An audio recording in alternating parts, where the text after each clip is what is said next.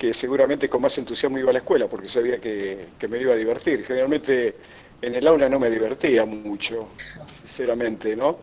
No por culpa de mis maestras, sino porque los planes de educación, y creo que también son bastante aburridos, ¿no? Pero era lindo ir a la escuela, era lindo porque interactuabas con compañeros, fue tal vez el primer argumento para vincularme con chicos de otros barrios, a pesar de que Lincoln era muy chico, en esa época todo quedaba lejos, porque generalmente nuestros padres no nos dejaban a lo mejor ir a demasiada distancia de casa, así que el fútbol, mano a mano, a cabecear o a patear, o solo contra la pared o tirando paredes con las macetas, pero sí, de hecho el fútbol fue lo que primero me atrapó, toda vez que también es un hecho cultural en Argentina, creo que es el primer deporte de todos,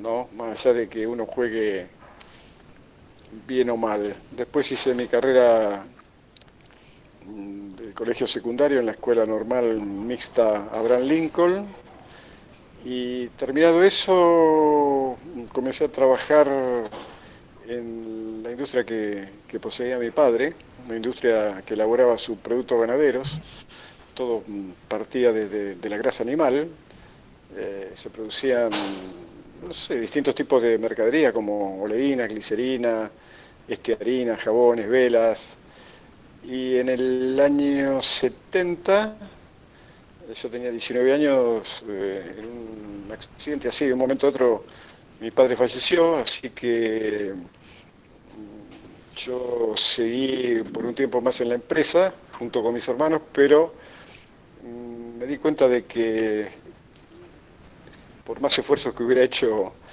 mi padre, obviamente yo le agradezco, pero no me gustaba estar encerrado en un escritorio entre cuatro paredes, así que me la pasaba mucho más adentro de los galpones trabajando o ayudando a los obreros que en las tareas de administración. Y en el año 71, cuando se abrió la carrera de el profesorado de educación física, me inscribí y bueno, ahí comenzó todo. No fue tampoco que lo elegí porque era mi vocación, no.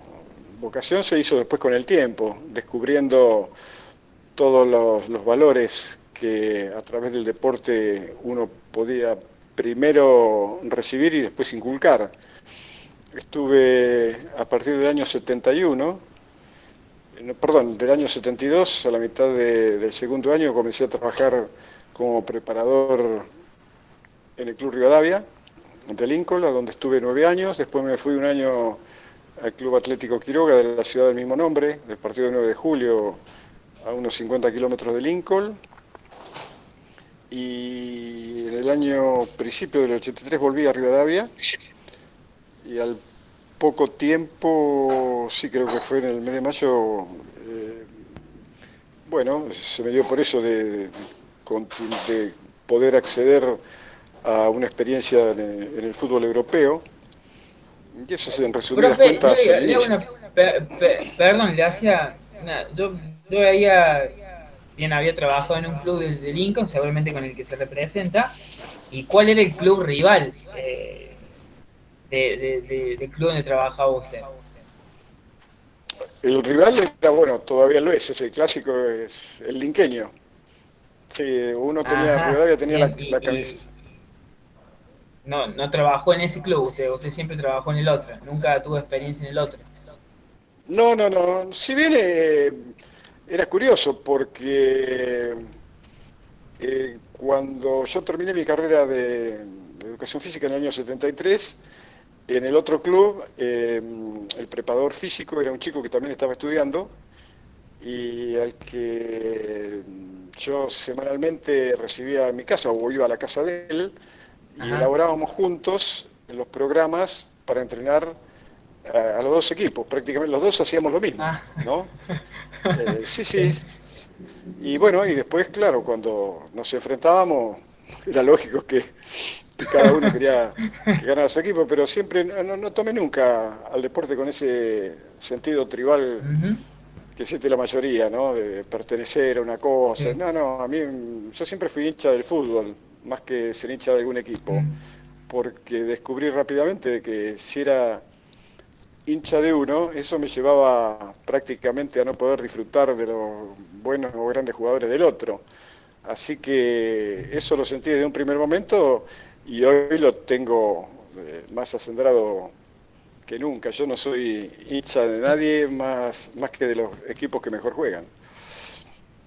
¿Y en Lincoln estuvo en divisiones inferiores o estuvo un poquito más cerca de la primera división? ¿Cómo fue su experiencia ahí, puntualmente? Sí, sí, siempre comencé también en la escuelita de fútbol de Rivadavia, cuando inició la escuelita de fútbol por primera vez en su historia. Recuerdo que en ese primer año tuve, entre otros, a los hermanos Schiavi, uno, Ah, es que... Ajá. uno de ellos, Rolando, llegó después a jugar, inclusive cuando yo estuve en la selección argentina para el Mundial del 2010, en la selección Sí. argentina, aunque pareciera cuento, había dos representantes de Lincoln, uno en el cuerpo técnico y otro como jugador. Rolando jugó varios partidos de la clasificación, después no fue convocado al Mundial, pero trabajé generalmente en el fútbol mayor, digamos, ¿no? La primera y la tercera división. Bien. Y después de ahí de Lincoln nos contaba que ya empezó con sus otras experiencias. ¿Hubo junto con Diego o hubo ahí un... ¿Cómo vino ese famoso contacto? No, bueno, yo había sido, después de bastante tiempo de perseguir a César Menotti, logré un día hablar con él y me autorizó a presenciar los entrenamientos del Barcelona, así que prácticamente iba todos los días, no me perdía entrenamiento.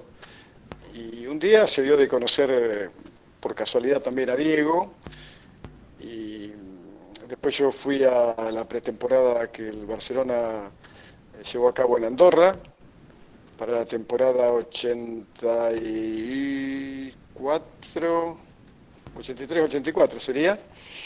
Y, y bueno, ahí comenzamos a profundizar una relación que después terminó en el hecho de que al ser fracturado en esa jugada de septiembre del 83 contra el Atlético de Bilbao, comencé a ayudarlo en su recuperación dinámica y al cabo de 3 semanas creo me hizo esa inesperada propuesta de que me quedara a trabajar con él como su preparador personal.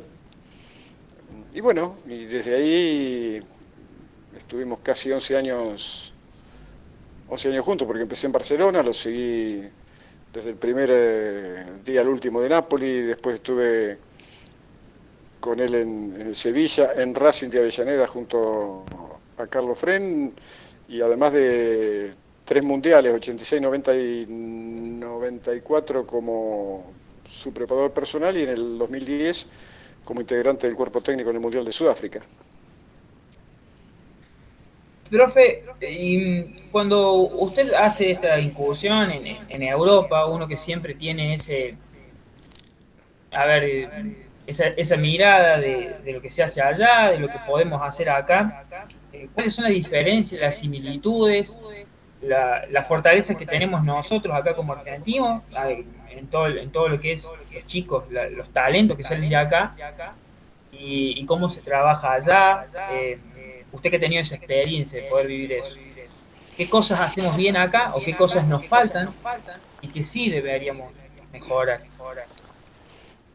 No, yo creo que lo que nos falta es lo que perdimos en el camino, que teníamos alguna vez y que sirvió para que los europeos vinieran acá, miraran, entendieran de qué se trataba, copiaran y que después lo aplicaran. Y en cambio nosotros hicimos el camino al revés, nos quedamos fascinados y seducidos por los métodos que entonces ellos utilizaban y que ya dejaron de lado, y nosotros estamos todavía cometiendo la imprudencia de no mirar hacia el pasado, porque es ahí precisamente a donde está nuestro futuro. Si no, no va a haber manera. Creo que en Argentina el fútbol es una construcción cultural de las clases populares, y tiene un estilo que alguna vez nos hizo envidiados, admirados en el mundo y hasta imitados en el mundo entero, pero hoy todo eso creo que a través de una intoxicación conceptual que también tiene que ver con la manera intelectual de, de concebir el fútbol, nos ha llevado a este presente que es preocupante y que yo creo que tiene muy pocas posibilidades de poder renacer. No va a ser el ave fénix, creo que tiene las alas cortadas como para volver a levantar vuelos. También por el hecho de que hoy los hábitos han cambiado y antes los chicos que jugaban 8 y 10 horas por día en absoluta libertad, sin que nadie le transmitiera sus miedos, sin que nadie les limitara en su poder de creatividad. Hoy no, hoy ya en las divisiones inferiores se privilegia el resultado por sobre el aprendizaje, y estos desarrollos de las nuevas tecnologías ha hecho que los chicos todo ese tiempo que utilizaban antes para jugar en libertad lo ocupen con la PlayStation, con las computadoras y bueno, con toda esta cantidad de engendros que a mí particularmente me resultan tan difícil de manejar, pero bueno, yo soy hijo de otra época y está bien, los tiempos evolucionan, en algunas cosas afortunadamente y en otras cosas desafortunadamente, pero es la realidad y bueno, hay que tratar de adecuarse a ella sin renunciar, por supuesto, a valores que son insoslayables para toda persona que vive en una sociedad, ¿no? Nosotros acá, profe, bueno, trabajamos en divisiones inferiores y seguramente ahí hay muchos chicos de 12, 13, 14 años que ahora que lo están escuchando, que lo están viendo, y profes que están trabajando con ellos. Eh, yo acá tenía una pregunta, más que nada, preguntarle a usted, de acuerdo a todo esto que nos viene contando y los cambios que hay, que son inevitables en nuestra cultura, pero para usted, ¿qué debería tener una institución modelo para ofrecerles a los chicos en divisiones inferiores? Porque acá lo escucho yo, lo escuchan profe que estamos con los chicos. Yo quería preguntarle eso, para usted hoy en día, ¿qué sería una institución modelo? ¿Qué se le debería dar a los chicos? Bueno, tiene diferentes facetas, ¿no? Toda vez que los chicos están en edad formativa y en esa edad es muy difícil poder garantizar que alguno va a llegar a ser un jugador importante, eh, pero seguramente va a formar parte como individuo o como ciudadano de la sociedad. Entonces creo que lo fundamental es tratar de otorgarles la mayor cantidad de conocimientos posibles para que el día de mañana, si no llegan a través del fútbol, que eso no signifique una angustia demasiado difícil de sobrellevar, porque se han dado casos últimamente en el fútbol argentino. Recuerdo, hace poco pasó en Aldo Civi y hace un poco más en Colón de Santa Fe, donde chicos de 17 y 19 años, frustrados ante el hecho de que lo dejaron libre en sus respectivos clubes, decidieron poner fin a su vida disparándose con un arma en su cabeza, ¿no? Entonces yo creo que hay que tener mucho cuidado con eso, hay que abordar desde muy pequeños toda esa problemática, todas esas presiones brutales que hoy se ejercen incomprensiblemente de los medios con mucha frivolidad, con mucha irrespetuosidad. Lo primero que les aconsejaría a los padres es, porque en definitiva los padres son los entrenadores de la vida de sus hijos, ¿no? Ujú. Es que no vean en ello la posibilidad de llegar a vivir en una mansión en París, ni en Londres, ni tener un jet privado o un auto de alta gama. Primero que privilegien el deseo de los chicos de ser felices de la manera en que los chicos quieren. Y a lo mejor esa felicidad no pasa por jugar al fútbol. Y si pasa por jugar al fútbol, bueno, que los apoyen, que los acompañen, pero que ni los empujen ni que los arrastren. Los hijos no se tienen para que sean felices de la manera en que nosotros queremos, sino apoyarlos para que puedan ser felices de la manera en que ellos quieren. Después, obviamente, todo el cuidado médico que tiene que haber, las charlas que puedan ayudar a comprender los graves problemas que presenta la sociedad de hoy, quiero decir, charlas sobre adicciones, charlas sobre sexualidad, también, como no, con apoyo psicológico, charlas sobre nutrición, porque en definitiva somos lo que comemos, pero antes que nada privilegiaría el formar al chico camino del mejor individuo, ¿no?, que esta sociedad merece, espera y reclama. Y después, en cuanto a lo que se refiere específicamente al fútbol, yo creo que hasta esa edad, más o menos los 12, 13 años, el chico tiene que aprender o disfrutar de jugar. El mejor entrenador, sin ninguna duda, a esas edades es el juego, que jueguen en absoluta libertad, que jueguen la mayor cantidad de tiempo posible, no poner énfasis ni mucho menos en la preparación física, entre comillas, porque en todo caso ese concepto nació para el atletismo, no para el fútbol. Creo que es un reduccionismo. Yo mismo no me considero un preparador físico, ¿no?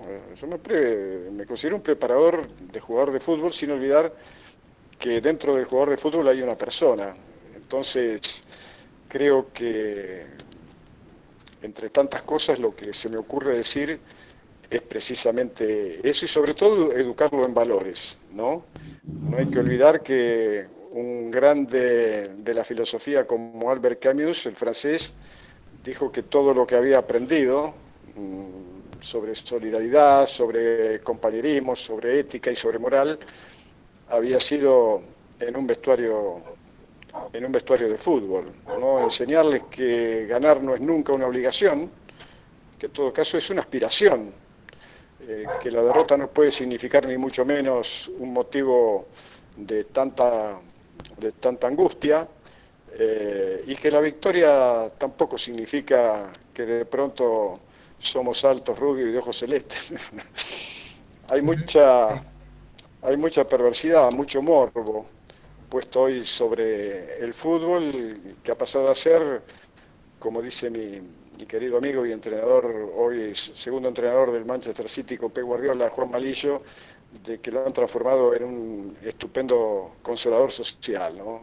Y yo le agrego que es una arma muy peligrosa de manipulación, sobre todo de frivolización, de estupidización social.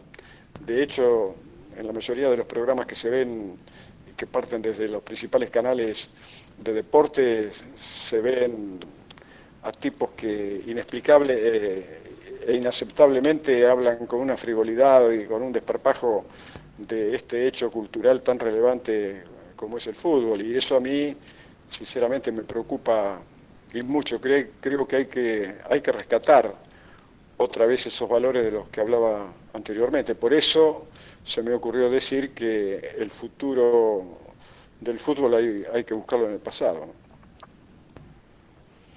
Profe, ahora escuchamos ese consejo que nos ha dado a usted, a tanto los chicos que están escuchando como los profes, y ahora yo le pregunto por aquellos que han llegado a ese máximo nivel y que por ahí uno dice llegan solamente esos tocados por la varita, y porque nosotros los vemos en la cancha y vemos que tienen ese talento, pero detrás de ese futbolista seguramente hay mucho esfuerzo. Nosotros hemos tenido acá, charlando con nosotros a Guanchope, a Ramón Ávila, a Javier Correa, que son jugadores que han salido del club y han llegado ahora a un nivel son profesionales. Bueno, y también a hacerle esa pregunta a usted.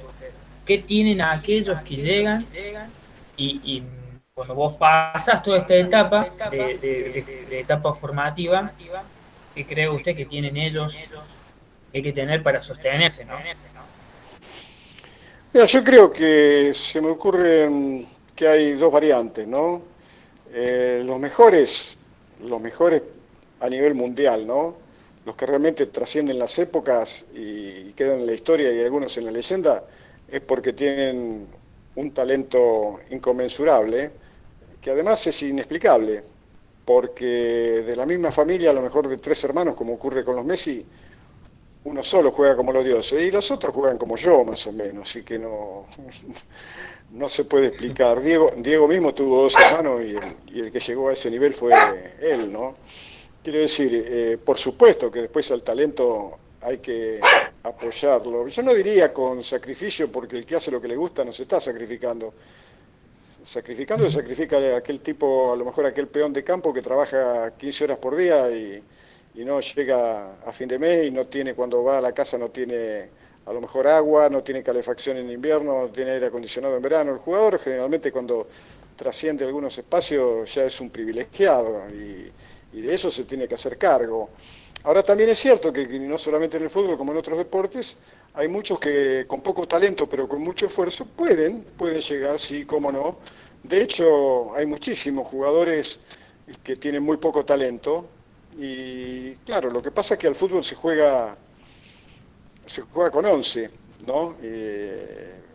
Y hay muchos que a lo mejor si solamente jugaran los superdotados no podrían entrar a la cancha, pero en todo equipo siempre están aquellos que tienen esa cosa inasible, inexplicable del genio, del talento, y otros que acompañan con un gran esfuerzo que los ayuda a mejorar en muchos aspectos del juego, ¿no? Pero para eso nada tiene que ver las valencias físicas, porque el fútbol es, en ese sentido es el más generoso, el más democrático de todos los deportes. La mayoría de los jugadores de fútbol, aún los mejores, por ejemplo, en Argentina, tanto Diego como Messi, si no hubieran sido jugadores, ¿qué hubieran podido ser? Boxeadores a lo mejor, o a lo mejor atletas de medio fondo o de fondo, pero no les daba para ser velocistas, no le daba para ser basquetbolistas, ni tampoco para jugar al vóley, ni tampoco para jugar al polo, porque la mayoría de ellos emergen de barrios muy humildes. En Fiorito, como alguna vez me dijo Diego, si hubiera habido un caballo se lo comían, porque la vida ahí en esas condiciones era muy difícil. En definitiva, el fútbol es un gran misterio. Todos estamos acostumbrados a llenar de palabras los lugares que de cualquier manera permanecen vacíos, porque un gran jugador puede salir de cualquier lado, simplemente porque está impregnado de eso, del talento. No nacieron para ser explicados, nacieron para ser admirados. Últimamente vimos en el equipo del Bayern Múnich un chico que nació en Liberia, después creció en un campo de refugiados en Ghana, Ujú. de ahí sus padres se fueron a Canadá, empezó a jugar y se fue a la MLS en Estados Unidos y de ahí lo vendieron al Bayern. Y vos decís, pero ¿cómo puede ser que salga de Liberia o de Liberia? Yo conozco a George Weah, que salió desde ahí, puede haber habido algún otro, pero no es un país ni siquiera que tenga historia. Pero hoy con todo esto de la televisación de los partidos, el fútbol ha llegado a todo el mundo y antes, cuando éramos chicos, en Lincoln, ahí mismo, en Córdoba, en Santa Fe, en los pueblos chicos, no había ni siquiera televisión y uno cómo aprendía, aprendía mirando. Bueno, en esa época en Ghana no se pasaba un partido de fútbol, después cuando se empezaron a pasar, el aprendizaje y la imitación era a través de verlos por televisión, ¿no? Lo que nosotros antes veíamos con nuestros propios ojos, hoy también les llega a ellos porque el fútbol se ha transformado a nivel mundial en un deporte hegemónico, ¿no? Em, Profe, le voy a preguntar, le voy a hacer una pregunta ya un poquito más específica con su trabajo a lo largo de los años y ese rol que ocupa el preparador físico al lado del técnico, ¿no? Que se convierten en una dupla tan bueno, tan compinches, ¿no? Y bueno, ya has trabajado con Bilardo, has trabajado con Menotti. con Diego como técnico, bueno, seguramente con muchos más, pero te pregunto por ahí por tu vínculo con Menotti.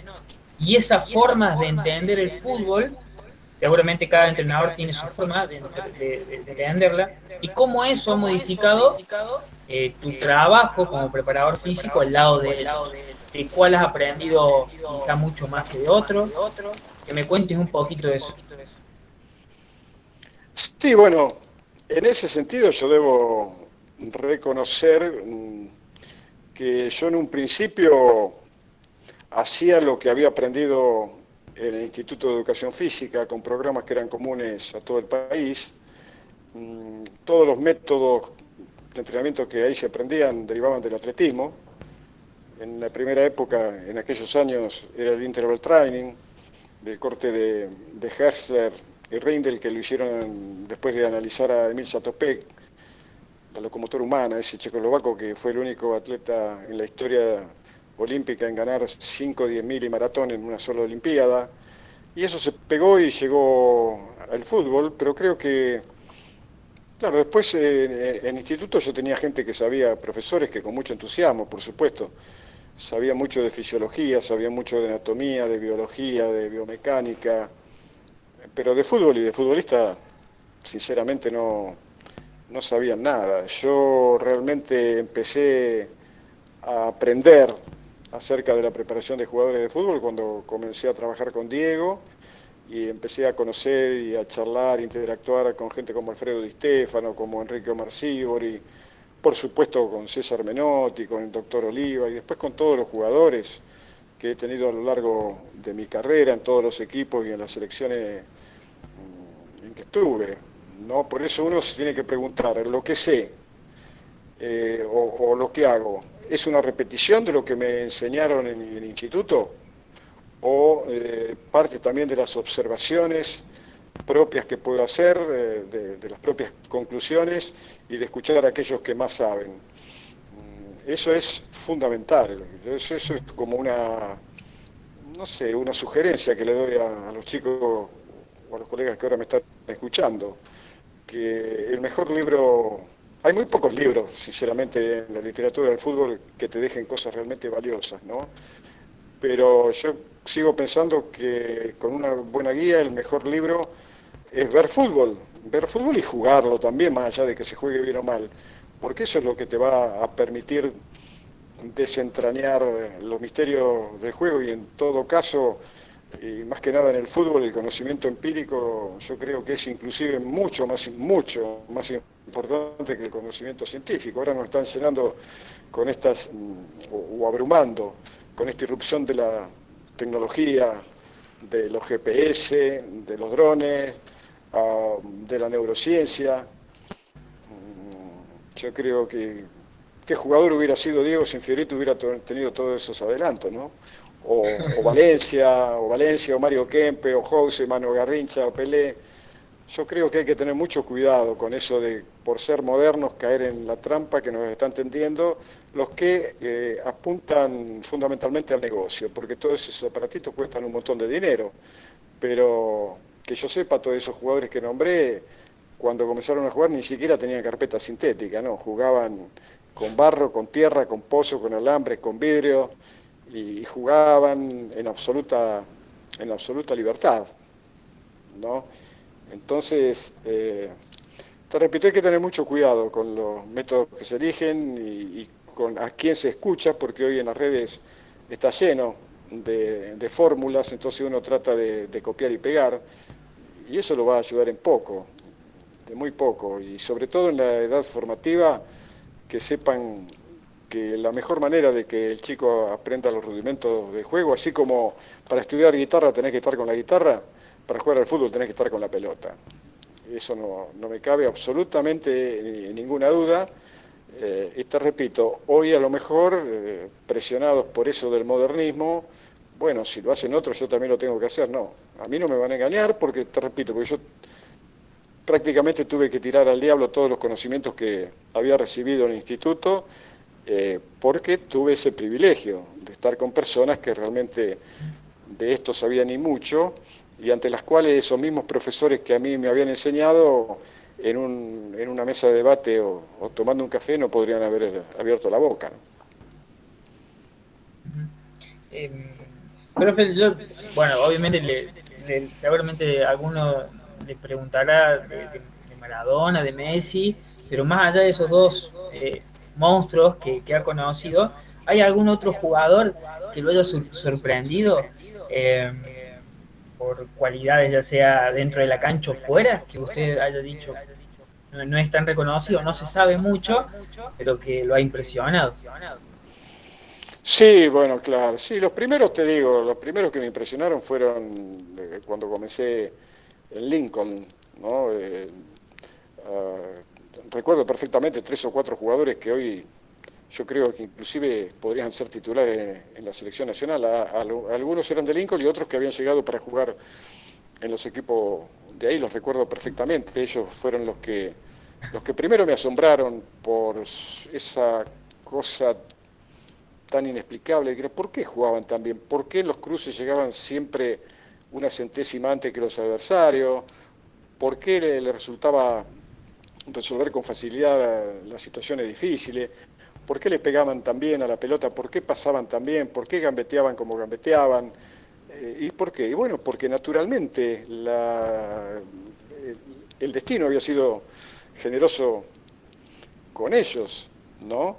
Y además de haber nacido en el lugar justo, porque a lo mejor con todas esas condiciones, si nacés en Barrio Parque, en Buenos Aires, rodeado de mansiones y sin la posibilidad de tener un terreno cerca, te hubieras perdido. Como también se pierden jugadores que tienen muchísimas condiciones, pero a lo mejor por causas que generalmente tienden a ser producto del medio ambiente, se pierden en el camino. Seguramente ha habido talentos maravillosos que no pudieron concretar su sueño o la posibilidad de llegar a ser grandes jugadores. ¿Por qué? Bueno, porque no los ayudó el entorno, por una lesión, o porque se equivocaron en el camino, o porque no fueron tratados de la manera en que tendrían en que haber sido tratados, ¿no? Es muy complejo saber el por qué llega y mucho más complejo saber por qué no. Uno tiene sospechas, pero nunca tiene certezas. Bien, perfecto, profe. Voy a abrir las preguntas, vamos a ver si se animan. Eh, Aquel que quiera preguntarle algo al profe, por favor, abre el No, micrófono, dice yo nombre quería, y apellido. Sí, diga, profe. no, que quería simplemente sugerirle que cómo no se van a animar. No estamos hablando de Por física eso, cuántica sí, acá. sí. Acá no corre riesgo la vida de ninguno, ¿eh? Así que con toda Bueno, la confianza del ahí. mundo. Bueno, Johnny Fenoglio hace una pregunta. Johnny, si querés abrir el micrófono, la cámara, que te vea el profe, presentate y hace la pregunta. Y pueden ir escribiendo en el chat para aprovecharlo al profe. Arriba ¿Profe? Johnny, dale. ¿Cómo te va? Hola. Bien. Era para hablarle de Mascherano. Sí. No, porque yo soy de defensa y bueno, y me interesa cómo juega todo. ¿Cuántos años tenés, Johnny? Yo 13. ¿Y de dónde sos? ¿Sos cordobés? De qué parte? Córdoba. Liceo, Córdoba Barrio. capital. Ah, Sí. mira que sí, sí. He estado varias veces en Córdoba. ¿Y en qué posición jugás? De 4. Lateral derecho. Sí. ¿Mm? ¿Y por qué te interesa Mascherano? ¿Cómo juega? ¿Por cómo juega? Bueno, Sí. yo creo que ahí está, ¿ves lo que hablábamos antes? ¿Te acordás que estábamos hablando del talento y del esfuerzo, no? Sí. Bueno, Javier es un chico que es producto del esfuerzo, sin ninguna duda, porque si tenemos que poner en la balanza cuánto de esfuerzo hay en lo que él logró y cuánto de talento, yo digo que sí, en una pelea 10 rounds, el esfuerzo gana casi todo, gana por lo menos de 10 gana 8 rounds, ¿no? Siempre un poco de talento, de condiciones tenés que tener, pero él fue un obsesivo, lo sigue siendo, se sigue entrenando como el primer día, y un chico muy inteligente, era como un técnico dentro de la cancha. Yo no recuerdo si vos recordás o lo viste cuando él jugaba en el Barcelona de Pep Guardiola. Cada vez que había un parate en el partido o había algún caído por lesión, Pep al jugador que llamaba para charlar era precisamente con Javier. Es un pibe muy lúcido, muy inteligente para entender de qué va la cosa, porque si no hubiera sido así, él no hubiera llegado a jugar la cantidad de partidos que jugó en la selección, inclusive a ser capitán, y mucho menos a jugar en el Barcelona fuera de su puesto, porque ante la presencia de Busquets, Guardiola lo inventó como marcador central, y ahí también rindió de la mejor manera.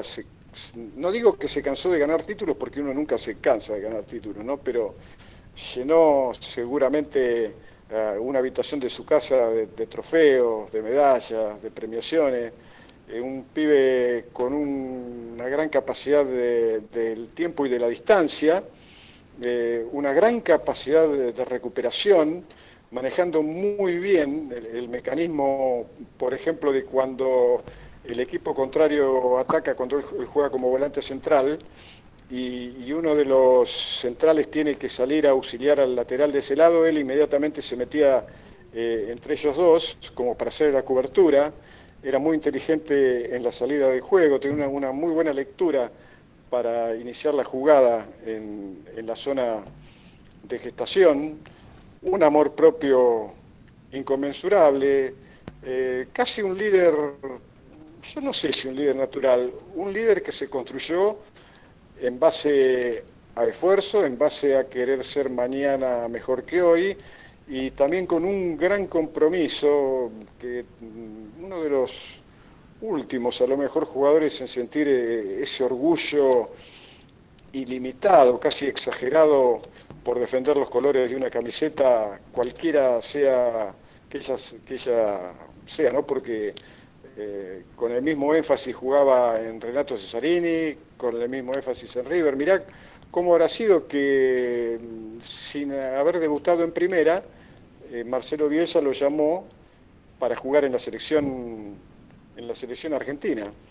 Pero te repito, tenía un desmesurado amor por el fútbol, se cansaba, eso sí, de ver partidos y sobre todo de entender el por qué sucedían las cosas en el campo de juego. Yo creo que de lo que yo he visto ha sido uno de los jugadores que más justificaban lo que por él se pagaba o lo que a él le pagaban. Un profesional, yo creo que de una perfección bastante difícil de imitar o de llegar a tener, ¿no?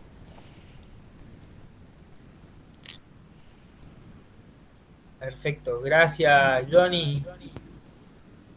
Gracias, Johnny. No, gracias a usted, profe. Y mucha suerte, querido. Gracias. Quiere preguntar Benja, abre el micrófono Benja, salude y pregunte.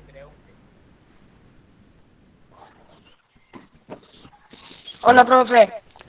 Hola, Benja, ¿cómo te va? Bien. Vos ¿Y también usted? Bien, a mí me va bien. Yo cuando estoy charlando con chicos que juegan al fútbol o que hacen deporte, me siento realmente bien, ¿no? ¿Cuántos años tenés, querido? Ah, 12. ¿Y sos también cordobés? Sí. Bueno, estoy a tu disposición para lo que quieras. Mi pregunta es, ¿cómo fue preparar física y mentalmente a Maradona en el Mundial del 94? Bueno, el Mundial del 94 fue una preparación completamente distinta a los mundiales del 86 y lo del 90, primero porque él se había retirado del fútbol, hacía ya como 2 años que no jugaba y fue llamado para tratar de ayudar a la clasificación de Argentina en los partidos contra Australia, ¿no? Y después de eso, a él se le ocurrió que una vez Argentina dentro del Mundial lo quería jugar. Y iba a ser su cuarto Mundial, seguramente su último Mundial, y entonces me llamó para volver a repetir todo lo que habíamos hecho para los mundiales anteriores. Así que eso además tenía otra complejidad y era no solamente el hecho de que él había dejado de jugar al fútbol por mucho tiempo, sino que también ya en él había hecho mella su adicción a la cocaína, ¿no? Así que hubo que tener en ese sentido mucho cuidado para poder manejar también los tiempos y los esfuerzos que tenían que ser racionales para no arriesgarlo a lesiones. Vos bien sabés que en la mayoría de los casos el apuro es mal consejero, ¿no? Uno a lo mejor hace bien en estar apurado si se te va el tren, pero para lo demás tenés que darle tiempo al tiempo, y eso fue lo que hicimos. Yo elegí un lugar de entrenamiento que era un campo perdido en la mitad del Monte Pampeano, a 60 kilómetros de Santa Rosa, porque íbamos a necesitar mucha privacidad, porque si no, en cualquier otro lugar cercano a Buenos Aires hubiera llegado todo ese enjambre de periodistas, y yo quería preservarlo, que él tuviera todo el tiempo del mundo como para poder charlar en profundidad, que estuviera en contacto con la naturaleza, porque él lo estuvo de muy chiquito en Villa Fiorito, jugando todo el día a la pelota. Yo traté de recrearle, y fue lo que le dije: si querés llegar a donde querés llegar, tenés que salir otra vez de Fiorito.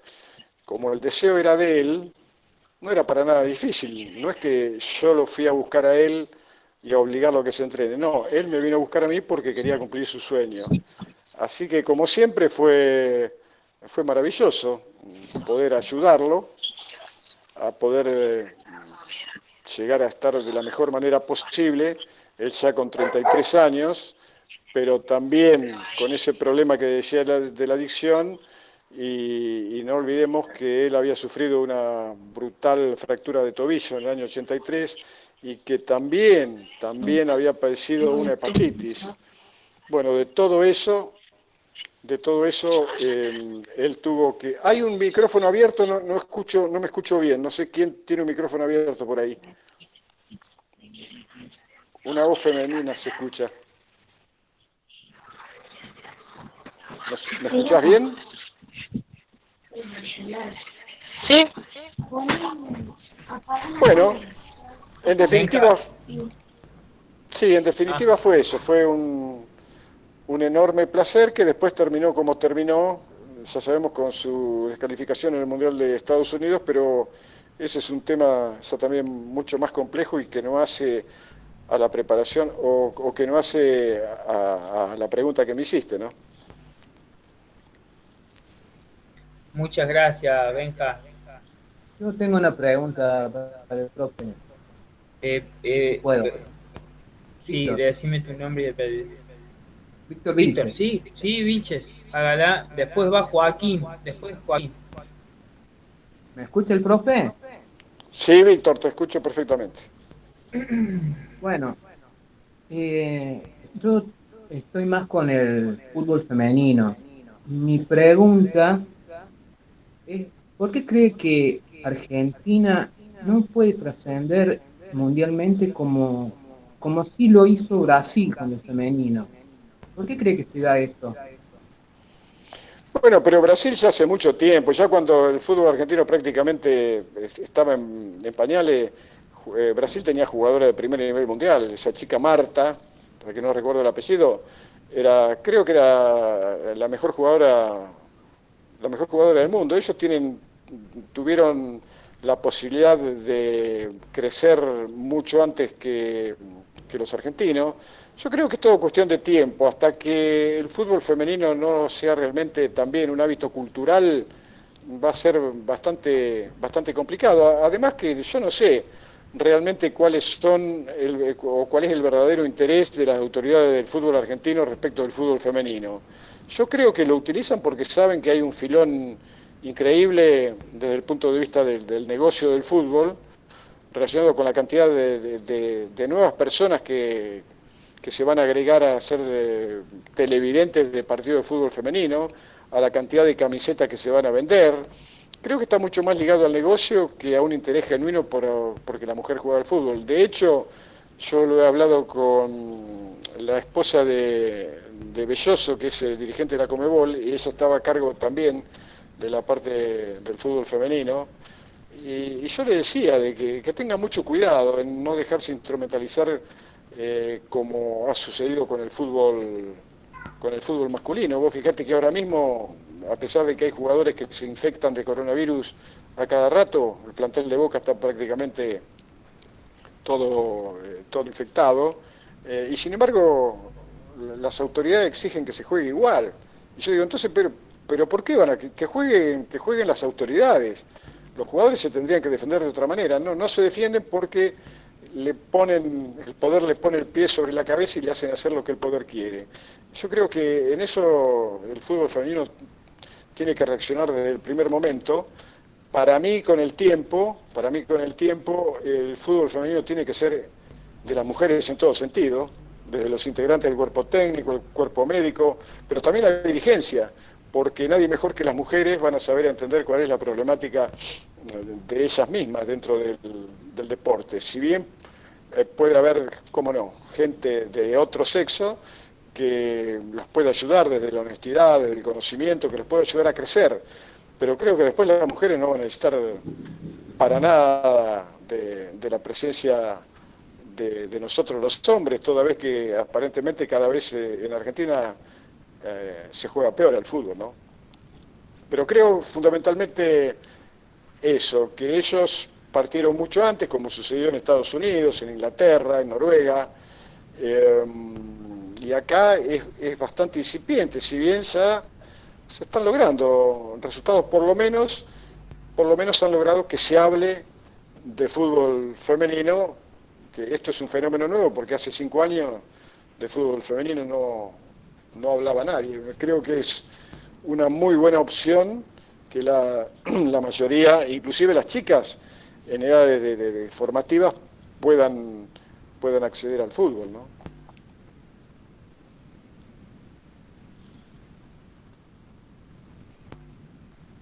Gracias, Víctor. Joaquín Gómez quiere preguntar. Joaquín, abrís el micrófono, te presentas.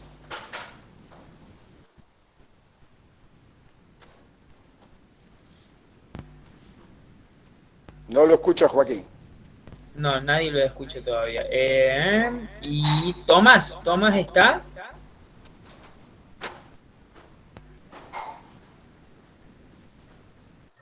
No, Joaco, no se te escucha. Joaco, el micrófono.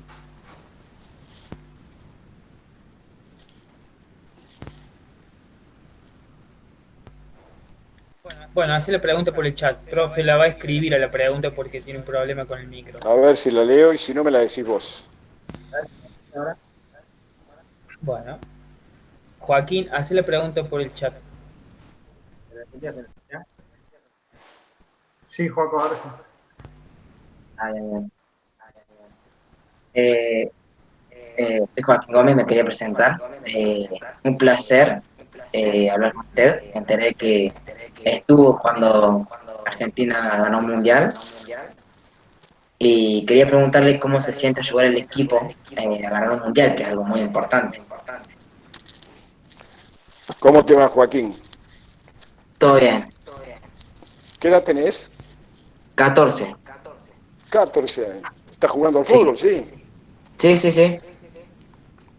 Y bueno, estar en un mundial debe ser uno de los placeres más importantes que alguien que se dedica, en este caso al fútbol. Creo el mundial de cualquier deporte, formar parte de él es realmente un privilegio, y sobre todo estar al lado de quien luego se transformó en el jugador más importante o mejor jugador del mundo, como Diego. Antes que nada fue un placer, fue un privilegio, y son emociones muy difíciles de transformar en palabras, ¿no? Yo cada vez que lo recuerdo, a lo mejor lo quiero explicar como a lo mejor te lo quiero explicar ahora a vos y te juro que no, por más que diga, me voy a quedar con ganas de que lo que dije no tenía poco que ver con todo lo que quería decir. Hay que vivirlo, es como de pronto estar delante de un paisaje maravilloso y querés explicárselo a alguien. No, decís solamente una parte. Eso tiene que ver con las emociones, y a las emociones es muy, muy, muy difícil traducirlas después en palabras. Pero en resumidas cuentas te puedo decir que fue un privilegio, un enorme placer, y sobre todo por el hecho de volver a Argentina con la Copa del Mundo, a un país futbolero. Recuerdo que cuando el avión estaba llegando a Ezeiza y el comandante sugirió ajustarnos los cinturones porque iba a comenzar el descenso, y mirando desde arriba parecía que el paisaje se había transformado en celeste y blanco, había desaparecido prácticamente el verde. Yo no sé, pero eran decenas de miles de personas que estaban en los alrededores de Ezeiza, a lo largo de toda la avenida Rigeri, y cuando llegamos a Ezeiza fue realmente una cosa impactante por la alegría popular que esa conquista desató, ¿no? Bueno, muchas gracias, le agradezco que me haya respondido. Saludos a todos. No, bueno, Joaquín, Gracias, hasta pronto. Joaquín. Profe, ahí le hicieron una pregunta por el chat. El chat, Tomás. Eh, él pregunta por algún consejo que le pueda dar a usted. Él es delantero. Bueno, consejos referidos a que si realmente le gusta el fútbol, y más allá de si tiene condiciones, ¿no? Que trate de que cada cosa que haga trate de hacer de la mejor manera, no para ser mejor que nadie, sino para dar el máximo de uno mismo. La principal competencia que uno tiene que emprender no es contra el rival, porque a lo mejor el rival es demasiado débil, entonces si le ganás no tiene demasiada importancia, o a lo mejor es demasiado poderoso, y si perdés tampoco tiene que ser una frustración. Lo más importante en el deporte como en la vida es dar lo posible por dar el máximo de uno mismo y por ser la mejor versión de uno mismo. Ya te digo, después el resultado, y sobre todo en el fútbol, muchas veces, como dice Marcelo Bielsa, se obtiene mucho más de lo que se merece, y en otras ocasiones se obtiene mucho menos de lo que se merece. Entonces, es cierto, se juega para ganar, pero mucho más importantes son los medios que se utilizan para lograr los fines, porque ganar con argumentos reñidos con el reglamento no es ni mucho menos un éxito. En ese sentido hay victorias que atrasan más que muchas derrotas. Por eso te digo, esforzarte por dar el máximo de vos mismo, abrazar con mucho cariño, si es que realmente te gusta el fútbol, y tratá de mirar a los mejores, porque de quienes más vas a aprender es de los mejores, ¿no? Y el compromiso con el equipo, porque si fueras un deportista de corte individual, a lo mejor algún día no tenés ganas de entrenar, y bueno, pero si formás parte de un equipo, no tenés ningún derecho, ni vos ni tus compañeros, en atentar contra los sueños o los objetivos del grupo, ¿no? Y después tratar de tener con la pelota la mejor relación posible, ¿no? Así que hay tanto para decir, pero en resumidas cuentas me parece que pasa por ahí, que no te creas que por correr más vas a ser mejor jugador. No, en el fútbol no se trata de correr más, sino de correr mejor. De hecho, los equipos que mejor juegan son los que menos corren, porque la que más corre es la pelota. Y preocuparte por manejar una técnica adecuada, de recepción, de pase. No te olvides nunca, sobre todo si te gusta gambetear y tenés condiciones, porque la gambeta sigue siendo la jugada más desequilibrante en el fútbol, de poder manejar los dos parietales en el cabezazo, y si sobre todo, si sos delantero, aprender 3 o 4 fundamentos que son importantes de no jugar de espaldas al arco, de saber que de espaldas se juega generalmente un toque. En fin, hay un montón de cosas, pero para eso tendremos que estar en una cancha con una pelota y con rivales para tratar de ser más claro, ¿no? Gracias, Tomás. Quiere preguntar el profesor Facundo. Hola, buenas tardes. ¿Y cómo se encuentra Fernando? Mi nombre es Facundo, soy profe de las inferiores. Hola Facu, ¿cómo te va? Lo que yo quería retomar un poco es esto que usted destacaba de que tal vez el fútbol de élite profesional nos ha quitado esta manifestación cultural, fruto de un poder económico, digamos. Lo que a mí me interesaría saber es en qué se debería diferenciar un club social de, de el fútbol profesional o de élite. De eso precisamente, Facu. Vos me estás preguntando cosas que seguramente vos sabés, y yo no voy a hacer otra cosa que reafirmártelas. El club social, fundamentalmente, lo que tiene que hacer es tratar de poner todo el esfuerzo posible por ayudar a la formación del niño, como decía anteriormente, camino del mejor individuo posible. Los que apuntan solamente al deporte profesional son perversos. ¿Por qué? Porque lo único que le interesan es aquellos que juegan muy bien. A los demás lo descartan, lo tiran al costado como si no sirvieran para nada, ¿no? Pero aún aquellos que tienen condiciones, y sobre todo aquellos que tienen condiciones, hay que formarlos desde el punto de vista cultural, porque si no después van a terminar siendo, a pacto de que lleguen a ser grandes jugadores, pobres chicos con mucha plata. Pero siempre van a estar, van a quedar a mitad de camino en cuanto a poder explotar sus capacidades intelectuales. ¿Y por qué negarles ese derecho?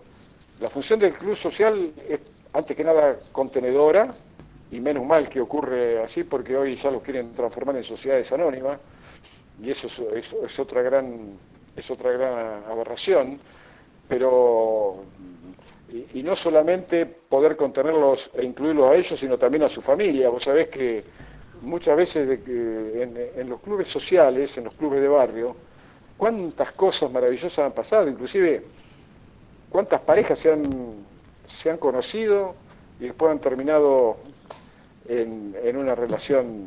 Claro, sí, es así. Y por eso la importancia cultural de los clubes, como contenedores, como formadores, para tratar a través de ellos de darle a los chicos la mejor formación posible. Ya te digo, en los otros lugares hay equipos que prueban 30.000 jugadores por año acá en Argentina, ¿eh? ¿Y cuántos quedan de 30.000? ¿Cuántos pueden llegar? 4, y no sé si llegan. ¿Y qué haces con los 20 y pico de mil restantes? ¿Los dejás al borde del camino para que después terminen en dónde? En la delincuencia, en la droga, en la angustia, en tener una vida desgraciada porque nadie los contuvo. Y sobre todo, en esos lugares, la gente que está en los clubes sociales es gente fantástica, ¿no? Porque si no fuera gente que le interesa al otro, no están en esos clubes. Los egoístas, los miserables, no, esos están en otros lugares, pero no están en los clubes sociales. Entonces yo creo que hoy más que nunca, yo creo que estaría casi seguro en decir que hoy los chicos van con más ganas al club que a la escuela, porque te hace mucho más feliz jugar que estudiar, ¿no? A pesar de que, bueno, de que también en eso hay que interactuar y decirle y convencerlo de la importancia que tiene el estudio para que ellos también puedan tener espíritu y sentido crítico en sus pensamientos y para que no pasen a ser esclavos u ovejas de un rebaño que, como siempre, guía el poder y que nos está llevando. ¿Hacia dónde nos están llevando? Hacia el abismo. ¿Y después cómo vamos a volver de él? Creo en la importancia fundamental de los clubes sociales y creo en la importancia vital que tiene la gente que trabaja y lo hace con tanto cariño, con tanto compromiso social en los clubes. De eso no me cabe ninguna duda, ¿no? Bien, bueno, le agradezco. Mi pregunta era claramente para que usted transmita un mensaje, porque por lo general deseamos aspirar a imitar al fútbol de élite. A veces los padres pensamos en el resultado, los profes, y que no es nuestro objetivo. Yo le preguntaba para que usted, como un referente, eh, transmite el mensaje que claramente coincido en que el fútbol profesional no nos representa ni social ni culturalmente. No, absolutamente, absolutamente. Forma únicamente parte del gran negocio, es absolutamente materialista, ahí no hay lugar para el romanticismo, por llamarlo, no hay lugar para la sensibilidad, no hay lugar para el interés por el otro. No, solo interesa el resultado y los que juegan bien, pero aún aquellos que juegan bien, después les pasa lo que les pasa. Bueno, demuestra hasta, por ejemplo, todo lo que le pasó a Diego, ¿no? O lo mismo que le está pasando ahora a Leo Messi, que yo lo felicito por haberse puesto de pie y haber reclamado lo suyo en contra del poder hegemónico establecido. Me parece fantástico que se haya revelado ante la perversidad del sistema y exija su posibilidad de ser feliz en el lugar a donde él quiere y que no un simple contrato por una simple firma lo tenga que tener atado a factores de poder. Me parece fantástico que los jugadores se puedan expresar de esa manera y sobre todo también, decía Joaquín, la inclusión que uno tiene que tener del núcleo familiar, ¿no?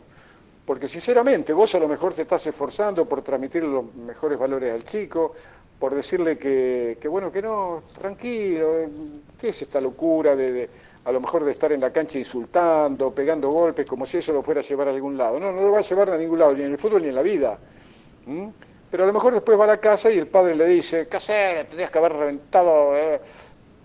Entonces yo le preguntaría a los padres, ¿qué tipo de hijo quieren formar? ¿Qué otro monstruito para esta sociedad que ya está llena de monstruos? ¿Para qué tuvieron a los hijos? ¿Para qué lo tuvieron? ¿Que fue producto únicamente de un incidente fisiológico de la copulación entre el hombre y la mujer? Sí, a lo mejor en primer momento fue, pero cuando uno acepta la enorme responsabilidad de traer un hijo al mundo, se tiene que comprometer hasta las últimas consecuencias para tratar, primero, de ayudar al chico que sea feliz con las cosas que a él lo hacen feliz, para no traumarlo, porque después van a tener que gastar un montón de dinero en psicólogos, ¿no? O algún día van a tener que lamentar que a lo mejor ese chico caiga en la droga buscando algún escape, o pase como pasó con estos chicos de que hablaban que deciden terminar con su vida. Entonces los padres se tienen que hacer cargo de eso y sobre todo apoyarlos a ustedes y ustedes estar comprometidos también con los valores del deporte, sobre todo con los medios para lograr los fines. Era como decía Menotti, ganar es importante, pero mucho más importante es la manera en que se gana, porque si yo gano con trampa, es mentira que gané, en realidad estoy perdiendo, porque eso no suma absolutamente nada, ¿no? Muchísimas gracias y le agradezco el mensaje. Bueno, Joaquín, lo mejor para vos, mucha suerte. Gracias. Va Gastón. Gastón, ¿podés abrir el micrófono, Gastón? Sí, ahí está, profe. Perfecto. Hola, profe Fernando. Hola, Gastón, ¿cómo te va? Bien, bien. Le quería preguntar, bueno, yo juego de 9, si me podría dar algún consejo. ¿Qué edad tenés? 13. Y ya decidiste que vas a jugar de 9. Sí. ¿Y qué tipo de 9 sos? ¿Te gusta estar cerca del arco? ¿Te gusta tirarte atrás para intervenir en los circuitos de juego? ¿Y cuál es? 9 de área. 9 de área. Bueno, yo lo que te diría de que por el fútbol que se juega hoy en día, empecés a jugar, en muchas prácticas, a jugar como volante, ¿m? A tener la pelota delante tuyo, no siempre detrás, no siempre esperarla, ¿no? O sea, llevarla, intervenir en los circuitos de juego. Vos fíjate que hoy los mejores delanteros del mundo, ya prácticamente los referentes de área están siendo dejados de lado, porque siempre es mucho mejor llegar, porque la llegada puede sorprender, que estar. Porque si vos sos un 9 más o menos fijo, y bueno, le estás haciendo el favor al defensor porque no te tiene que andar buscando, y vas a estar generalmente de espaldas a él. Y que yo sepa, y vos también, si vos te querés pelear, entre comillas, con un tipo, no te peleás de espalda, te peleás por lo menos mirándolo a los ojos o estando bien perfilado. Entonces sabés que es muy, muy importante para poder acrecentar tus virtudes, que vos te empieces a tirar atrás, o que pidas en los entrenamientos, o cuando jugás sin la obligación del resultado, de jugar como volante, de jugar desde atrás. Era lo mismo que le hizo hacer en su momento don Adolfo Pedernera a un tal Alfredo Di Stéfano, que después terminó siendo el mejor jugador del mundo. Alfredo siempre jugaba de punta y Pedernera decía: estoy cansado de tirarte pelotazo y pegarte en la espalda, porque siempre salía corriendo. No, vení con nosotros, vamos todos juntos. Quiere decir, si vos estás solo allá de punta, tenés que esperar a que vengan tus compañeros, pero por ahí te pasan la pelota y vos estás solo. Y yo digo, si vos, por supuesto que lo digo siempre entre comillas, ¿no? Vos un día vas por la calle y te encontrás con 2 tipos o 3 tipos que te quieren pelear, y tus amigos están a 100 metros. ¿Qué haces? ¿Los peleás a los 3 o te tirás un poquito atrás para que vengan tus amigos y entonces lo peleamos entre todos juntos? Es sentido común. Exacto, entonces no te quedes tan de punta. Empezá a tirarte a los costados, empezá siempre a tener el arco de frente, y tu posición en la cancha tiene que ser con un perfil que te permita ver de reojo tu arco y ver de reojo el arco contrario para tener todo el panorama de la cancha, porque si no vas a estar viendo el partido por el ojo de una cerradura y así va a ser muy difícil jugar. Entonces animate a desarrollar otro tipo de movimientos, la mejor técnica posible, porque estás en una edad en la que todo te está permitido, pero sobre todo, te digo, no te estaciones tanto, porque hoy, ven, los principales equipos del mundo, bueno, hasta el mismo Leo Messi lo hacen jugar como delantero centro, pero siempre se tira atrás, va por los costados, y hoy es muy importante también las pequeñas sociedades de las que, por ejemplo, hablaba César, cuando un volante llega y el 9 se tira atrás para permitirle la llegada vacía al volante, ¿no es cierto? Mejorar todo lo que puedas tu técnica individual, en la recepción, como decía anteriormente, en la gambeta, en el pase, y sobre todo en la maniobra de distracción, para poder jugar o definir la mayor cantidad de situaciones a favor de la eficacia. Mejorar tu pegada con una pierna, mejorar tu pegada con la otra, el cabezazo, por supuesto, porque estás ahí en definitiva para la última puntada, pero acostumbrate también que muchas veces tenés todas las posibilidades de ser un muy buen asistidor. Antes, los 9 como Batistuta, creo que si recorremos la historia del Bati, debe haber dado muy pocos pases gol, ¿no? Bueno, hoy sería muy fácilmente controlable, a diferencia de antes, porque hoy te presiona muy arriba, ese espacio está lleno de gente, entonces salir para los costados para que cuando vengas tengas el arco de frente, porque si estás en el medio y tenés que salir te va a quedar siempre de espalda, ¿no? Eso es a grandes rasgos, pero siempre es mucho mejor, como decía anteriormente, estar en la cancha y con una pelota para que vos mismo te des cuenta de lo que estamos diciendo, ¿no? Bueno, muchas gracias, profe. Ok, mucha Gracias, suerte. Gastón. Bueno, ahí Daniel quería hacer una pregunta y vendría a ser ya la última, si no hay alguna más. Pero bueno, ahí, Ok. Daniel, si podés abrir el micrófono y preguntar, así vamos terminando y agradeciéndole al profe. Sí, porque ya me están por llamar desde Perú para una nota de radio. Bueno, vamos a ver si Daniel abre el micrófono, si no le ha hecho la pregunta por chat. Daniel, ¿estás? Sí. Bueno. Profe. Hola Daniel, ¿cómo te va, querido? Bien, ¿usted? Bárbaro, ¿qué edad tenés?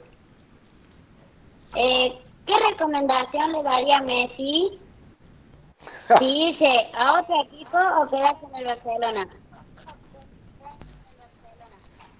No, bueno, él sabe perfectamente lo que tiene que hacer. Yo creo que se quiere ir, ¿eh? Se quiere ir, se cansó, se cansó ya de estar siempre en el mismo lugar y me parece fenomenal que haga, le diría simplemente que haga lo que quiera, ¿no? Y que tenga suerte, que pueda hacer en realidad lo que quiere y que nadie le corte esa posibilidad porque ha dado mucho en ese sentido al Fútbol Club Barcelona y que trate por todos los medios de salir de la mejor manera posible porque hace 21 años que está ahí y sería un error para ambas partes terminar una relación de una manera así tan irritante como aparentemente están terminando. Eso simplemente, y después que haga lo que quiera. Sí, profe. Bueno, un beso grande. Gracias chicos. Bueno, profe, vamos a cerrar con el agradecimiento, obviamente, por dedicarnos este tiempo. Ha sido muy grato hablar con usted y que responda con tanta pasión, por sobre todo como lo hace. Y ojalá que en algún momento cuando se llegue para Córdoba, cuando pueda viajar, nos avise y nos podamos ver y visite el club. Cómo no, va a ser seguramente un gusto, así que lo mejor para todos ustedes, a cuidarse mucho y estamos en contacto. Estamos en contacto. Muchas gracias, profe, gracias a todos. Chau, nos vemos. A todos, hasta pronto. Chau.